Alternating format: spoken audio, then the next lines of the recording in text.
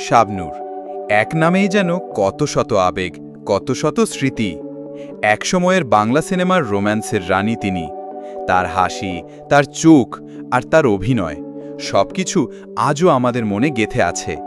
কিন্তু ঈদে কি করেছে? গরু না খাসি না ছাগল বলো? আমরা কিন্তু অনেক কিছু করেছি। তুলছিলেন মমতা দিয়ে। এই ছবিটা যেখানে লেখা এটা হচ্ছে আমার ছেলে, আর এই ছবিটা এখানে লেখা মেয়ে আমার কলিজা। হ্যাঁ, তার ছেলে আর মেয়ে দুজনেই এখন অনেক বড়।